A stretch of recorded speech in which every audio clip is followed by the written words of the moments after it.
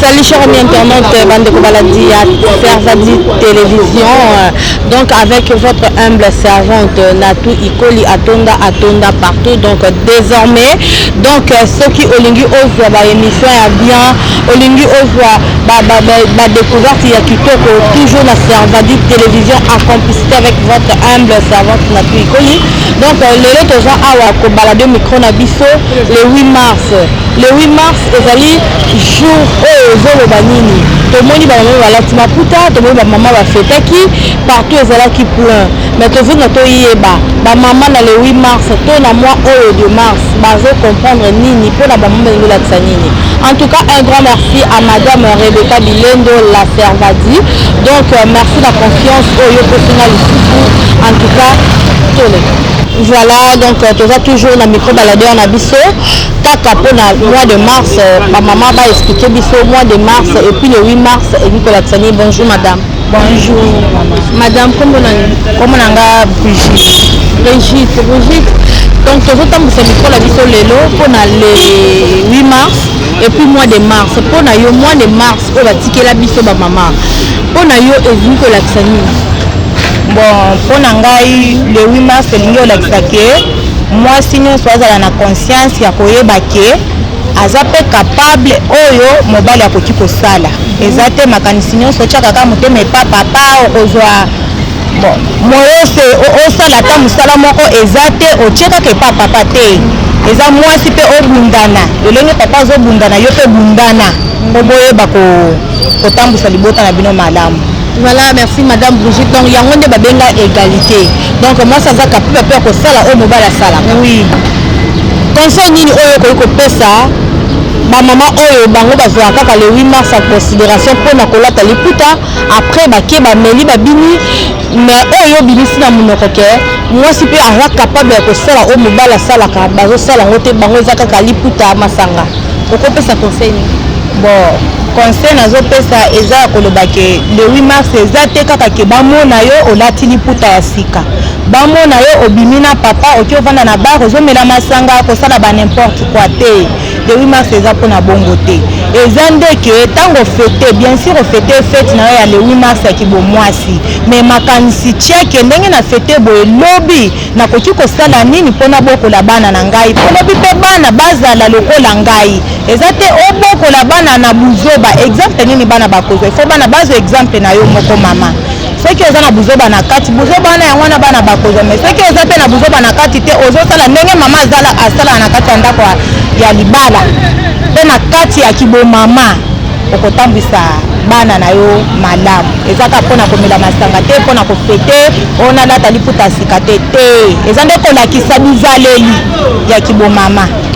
Ok, merci beaucoup madame Brigitte. Nandenge ndimaki ko passer la micro na biso ya la Servadi Télévision. En tout cas, nzambe na biso apambola yo. Voilà donc toto ko toujours na micro na biso ya Servadi Télévision pour na ko tuna ba question pourquoi la femme a fait prendre conscience te. Pourquoi moi ça soit conscience te. Le 8 mars ça ka pour moi ça la taliputa te. Donc au bon pour la balle to moi si il faut au sala et là on me balle au sala le faire que il faut pas ça na bureau soit il faut ça na ba million non. Même na côté kanguba même na côté ka gâteau tu peux aussi faire oyo me bali à salaka. Donc to prendre conscience kaka ndenge ba maman so bazoloba. Donc toujours kaka la micro baladeur na biso te poser ma question. Donc c'est ça. Bonjour maman. Bonjour maman oyo micro ya Servadi Télévision toujours baladeur micro na biso par rapport il y a le 8 mars il y a mois de mars au monde entier batiki la ba maman pour na yo mois de mars elobela ko nini pona nga mois de mars elobela nga pesa nga momo esengo moya biso ba maman tozalaki ba maman tozalaki sima mais siko nzambe asaila biso pena ki ba mois de mars en tout cas na sepela na makasi on sepela mois de mars makasi mais tomoni le 8 mars oyo ba maman nyonso tout ba célébrer comme et là ba pesi biso jour au le 8 mars pour to célébrer mois de mars balobi égalité mais tout le monde a mingi le 8 mars au moins ba fille to ba maman balati maputa bake komela bake kosala n'importe quoi. Est-ce que le 8 mars yango mois de mars wana ezaka pour le 8 mars maman tama puta baki komela masaka basala ba n'importe quoi ou bien elingi kolakisa nini. En tout cas pour nga mois de mars na célébrer kango na pesa na Nzambe merci na kena ko célébrer en église neti lobi nga na kena ko célébrer en église en tout cas eza mama ngo malamu fo mama la tali puta bima kanke mama. Maman est-ce que oyebi importance to signification mois de mars pourquoi batikela biso ngo ngai eza mwa moko lokola ke bapapa bazalaki likolo na biso mais yango ezalaki mwa oyo epesa biso esengo tokoma ndenge moko biso na bapapa na bamama basi bakoma baministre baprofesseur banani kala ezalaki mama po avanda na ndako papa ayele mesiko te po mama mpe akende koluka aya kosala en tout cas namona mpaka na sepe na mois de mars mpenza ebongo mpona bapapa oyo baboyaka basi na bango basala to basi na bango bateka bango balingi kaka basi baza na ndako bango balukela bango conseil nyoko kopesa bango eza mabe to malamu te batika bazala na confiance ya basi na bango mpe baasocie bango na Nzambe po kozala na confiance ya mwasi na yo asocie mpe na Nzambe malgré ngai anazali ya papa tika ngai mais azalaki na confiance na ngai nazali koteka nazali kosala commerce bana mpe bazotanga nazobokola bana en tout cas naokumisa journal le 8 mars na makasi moi oyo eza nyonso ti le 31 ya biso bamama mama conseil nini okopesa baninga na yo bamama na bana na yo oyo bazotala yo monde entier oyo bisa bango importance ya le 8 mars eza kaka kolata liputa te eza mosa telema na égalité lokola mobali pesa pe quelque conseil bon conseil naza kopesa bamama en tout cas bamama baluka omoni nga nde nazali awa soki nalukaka te me na souffra mpona kumbala kufaki atikaki nga mwana asali mbongo te mais nakendaki koluka nazoteka nazobima na ntongo nazobima kosala nazotangisa bana mpe bana bakomi na bauniversité nazali kotangisa bango na mbongo ya ngai ya commerce en tout cas bamama balukaluka basunga bapapa mama fo asala atangisa bana classe mpe bana na biso ya basi bakende bikende akende te baasocie liboso Nzambe ya mibale balanda mpe baluka koluka batanga oyo amoni ke posita otangisa te aluka commerce asala ke akende kosengasenga kolalala na bababala te donc toza toujours kaka na baladeur na biso tozozwa toujours bamama oyo bamipesi valeur bamama oyo bango babike égalité kande bapapa babimaka ntongo bango mpe babimaka ntongo mpona koluka toujours kaka ndenge ezalaka. Bonjour mama toye na micro na biso ya Servadi télévision mpona mois de mars mpona yo oconsidère ozorango ndenge nini to elobelaka o nini nasepelaka kaka makasi na journée ya biso bamama mokolo ya lede ya femme tosepelaka makasi kovanda kotambola nde ka mpe bana mpe balataka nde biso moko mpe tolataka tosepelaka makasi. mama ntango nano égalité eyaka te bamama bayebaki valeur na bango te lelo ntango égalité ye batikeli biso mois de mars yo elobelaka o nini valeur oyo bapesa biso wana elobelaka o nini osepelaka makasi mais balobi ke non égalité mwasi aza capable bakosala mpe oyo mobali azosala yango oyo ozoteka obima ntango ozolamba kozoke ntongo bongo bamama oyo bamipesa na kovanda na ndako to bana oyo baliki koluka vi te bango bayebi ndenge nini bavandaka mais lokola nga nde nasepelaka ndenge nabimaka nasalaka mpo bapapa mikolo oyo misala mpe eza te yango biso bamama mpe tomipesa na kosala misala na nyonso te tozotangisa bana tozolatisa bango biso moko mpe tozosepela mais bapapa moyen ezalaka su te. Est-ce que le 8 mars eza kaka mwasi ifo alata liputa to aprendre conscience? Le 8 mars eza mwasi ifo alata liputa.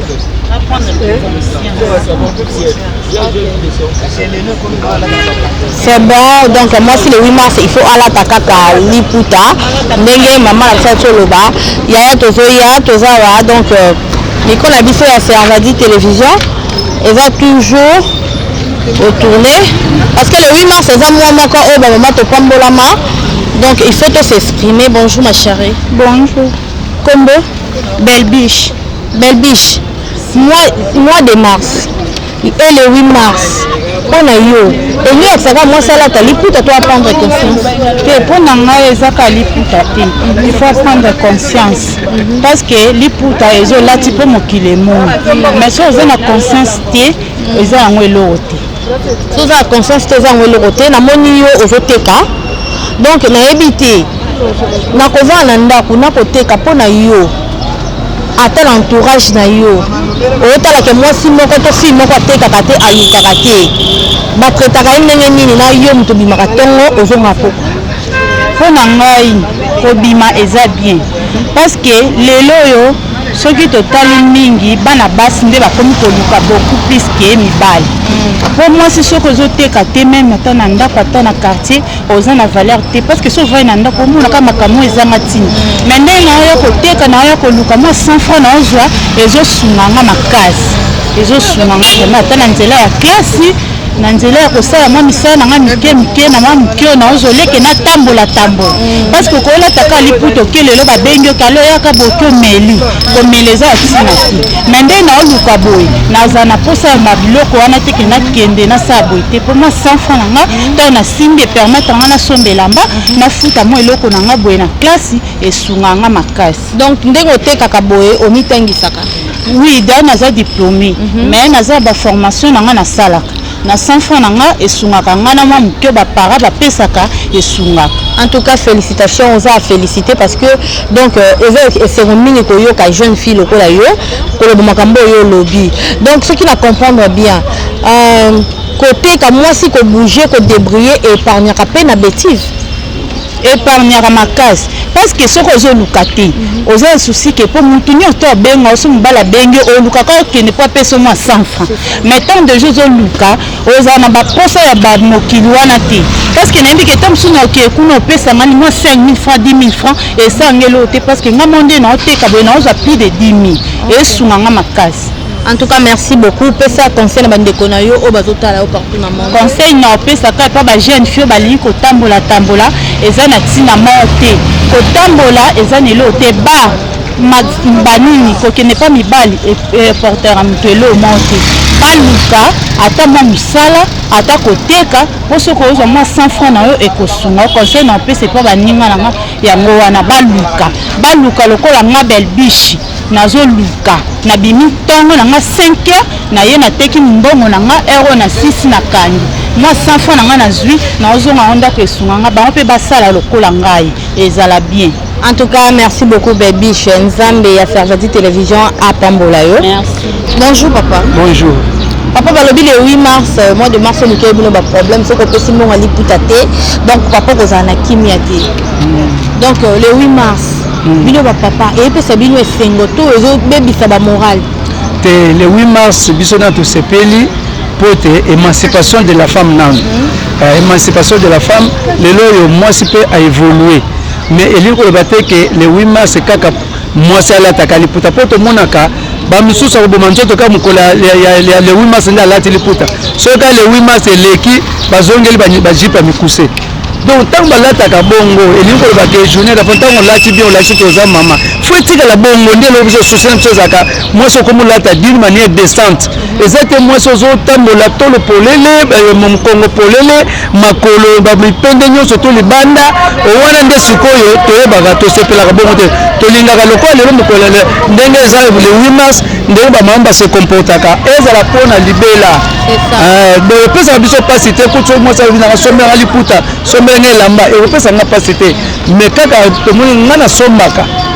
bambula nyos na sombaka kaka mbulo po conjoncture en tout cas dégradation crise économique et permettre biso te bon bino mo ke ba mamba se pelite basi même bana biso ba latite pour une crise en tout cas za makasi soki te crise tango za makasi te biso ba papa tozo moi 100 francs to sombela ba basi biso bilamba pe to laksa bongo ke il faut bozala ka boye ezaka bolata boye mukola lelo ka te mais mikolo nyonso po mwasi nzoto mwasi eza nzoto moko ya dignité mwasi s'expose ka nzoto ne pamba te mwasi faut la d'une manière décente tala net ba maseur ne ba lati na peso exemple ba maseur ne ba donc c'est rare mo po eza pas so mona même libela moi mato mo pende na ye bo biso bu musuto ko na ndanga comprendre yo bien pour na yo mois de mars to 8 mars eza ke ba va prendre conscience pour na habillement na bango ba la descente et bon pour na égalité pour l'égalité biso peut commencer pour lelo yo omoni déjà que moi évolution ezali mpo bamama kala ezali kaka ke bavandaka na ndako babotaka bana basala melelo mwasi mpe aévolue mpo basi mpe batangi bazali neti yo mama journaliste lelo okomi mpe kosala mosala oyo mobali akoki kosala yo mpe okomi kosala tomoni mpe bamama baministre bazali badepute bazali c'est-à-dire évolution ezali biso mpe tolingi ndenge wana meme badécision mboka makambo sika bazokata bamama mpe bazala mpo bapesa mpe makanisi na bango donc bamama batangi tomoni le bamama ministre bazozwa mpe badécision esika mona mibali eza mabe te biso ezali bongo makanisi na biso tozalaka te kaka mibali ata mosusu mwasi mpe akozala na likanisi ya bien ya kopesa mpona évolution ya mboka mais so toassocie mwasi te malamu te yango wana tosepela ngai nasepela mpe na émancipation ya basi. Ok, merci vraiment papa na ndenge olobi mpesa conseil na bafille oyo bazolata bien te ndenge olobaki na baoyo peut-être baza la paresse na bapapa oyo balingi bamama baluka te badevrier te égalité kota te quelques conseils. Oui, conseil na opesa kaka bamama mama atelaka mama même oza jeune fille oza mwana moke ozaka toujours mama oza venir alobi yango wana esengeli mama boyeba kolata bozokisa biso soni tozomona lelo bajeune fille mingi bazoviole bango yo kanti violence wana ezoya mpona nini koviole wana ezoya ndenge bana basi bozolata mabe bobongisa nde elateli na bino so bozolata bien makambo ya viole wana mpe kodimine mais ntango bozolata mabe donc baviole wana ebandekobakisa makaka alors yango nabike bana baso basalaka eloko te eza mabe ta mosusu soki otangaka eza malamu mais soki otanga te luka ata mwa emploi mwa bomosala ata moke créer ata yo moko otekaka ata mwa eloko ata mwa keboyeboye kokopesa ndenge jeune fille wana alobi bazopesa yo ata mwa 100 francs na yo okozala motu likolo te okozala na mposa te okende koseexpose nzoto na yo devant mibali ka mpo balinga yo non donc luka ata mwa mosala moko osala nde yango wana nasukeli wana. Merci papa, donc nzambe apambola yo. Bonjour ma chérie. Bonjour maman. Kombo nani? Kombo na ngai Kiria toza na mois de mars ndenge bapesa biso bana basi mois de mars égalité ekota tosala oyo mibali bazalaki kosala mpo na yo elobelaka nini? Normalement le mois de mars c'est bien égalité ekota mais carrément eza mpe mabe mpo nini basi bazorespecte su mibali te abi kopesa mobali place na ye te donc mwasi apesaka mobali valeur te depo banda kosala abi korespecte mobali oyo nzambe apesi ye te akomi komanke mobali azozwa mbongo akomi omona mobali eloko pamba yango moni bato ya divorce ekomi ebele basi bakomi kodivorce mpo nini akomi omona mobali pamba azomona ye lokola utile su na société te mpo ye mpe azosima mbongo ne bongo. Mais wana na ka oyo soulevé wana eza peut-être problème ya éducation te est-ce que eza kaka égalité nde moto ekomisi basi teti bongo? Eza basi ebele azalaki na ye bien éduqué mpa na bango bainstruire ye bien abandi mosala kuta na bacamarade na bureau tala ngai nazwaka mbongo mobali na ngai kutu boye akomi koyoka baconseil ya baami à cause des amis ebele bazobebisa bavie na bango likolo ya bacamarade kolanda baninga yango omoni ebele mpe likolo akomi osimba mbongo mobali mosala esili komi omona mobali lokola torsion nyonso mpe suite mpe ya balia ya famille mosusu mpe babenga asalela famille asalaki ndumba yango ozomona eréclame adivorce azongeli vie na ye ya kala donc pour te dire que ayelaka bango kaka mbongo na famille asungaka famille au moment ce n'est pas vraiment digne soki papa ndenge autaki koloba mwasi faut kosala koluka ata métier moko osali de façon ata koteka mai nga na ndako teka mai nateka kisi ya ndako nasala na kiboyi nasala na bandako ya bato na ndima humiliation ata lelo so omoni nga ata mosala nasalaka na hôpital eza nango ya grave te mais ozosala du moins osanga lipa te nde bongo mpona place obanda komondie moto mosusu ayo osakana na yo abandi koya wana mpona baka baviole eza ebele na babillement olati robe mwa boséduisant olati mwa sexy mpo bamona nyonso wana eza biso moko tozokosatire bamalheur na vie yango omoni nga alobaka émancipe elingi kaka kolobaka mwasi ayeba valeur na ye ayeba kose faire respecter devant les hommes eza teke abanda ko dignité na ye abanda kosexpose ebongo baoyo bango mpona bango le 8 mars ezaka po alatali puta akende bar amela masanga abina apesa bango conseil mpona baoyo alati liputa amoni ke mpona ye liputa alati mpona mokolo ya le 8 mars ake bar ake non le moment le 8 mars c'est juste car célébrer tant moi si directement akomaki indépendant ko reconnaître ba droit na ye ezate que soko la si liputa nde changer non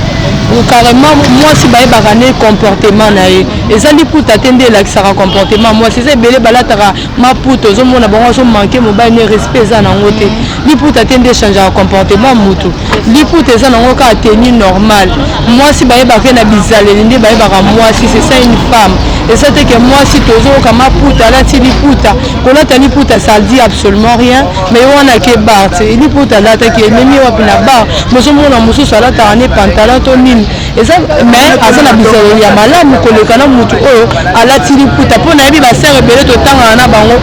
alati roba molai branamiste basotaka mire azobima na baprofesseur mais ozomona mosusu alataka ne pantalon aza bizaleli malamu mais mobali nde akochange avec le temps donc tozizaka apparence te mais totala nde bizaleli ya motu. En tout cas, merci beaucoup ma chérie, que Dieu te bénisse. Amen. Voilà donc émancipation et Zali Kata que moi si à prendre conscience, aïe ma valeur naïe et puis à travailler le coup là, tous en égalité, à travailler le coin mobali. Ma femme mécanicienne bazali. Basi bazali ajuster à bazali donc moi si ezaka kateka il faut voir nandaku il faut que se soutenir ezala ba femme seule ba mamdeti ba mama o ba kufela mibali ezala ba bébé ba kufela mibali ba débrouiller kabela quatre bagenda koteka et bon soki ba bandai koteka te ba telema kité bazoki courage wana te c'est que bana bango ba ngaki ba bima na balabala donc toza ba jeune il faut tozwa makasi ya koluka ba o bazala moyen ba parents bazotangisa bango to bazana ba moyen kotanga bo continuer kotanga parce que lobby na bino ekozala toujours meilleur ba oyo pe possibilité ya kotanga ezate muto kotangisa ezate kanga sacha mai kanga makala teka ekopesa yo valeur valoriser le travail tout c'est valoriser biso moko ba mama ekosala biso bien to boyi lelo soki to telemité lobby yango tozomona ba shege na nzela tozomona ba fond de la rue tozomona ba kuluna pourquoi maman lokwa yatanga kité maman lokwa aluka kité akoka kipe kobokola bana ndenge sengela kité bana babimaki na bango na balabala évitons ça to éviter yango to telema to comme vers cochiter vers faire émission na biso micro baladeur un grand merci à madame Rebecca Bilendo la servadu dans confiance le suyo aussi na tout ikoli atonda partout de courtes jambes un peu bombées désormais na servanu télévision donc beaucoup de émission be la surprise donc makambo surtout ya kitoko wawa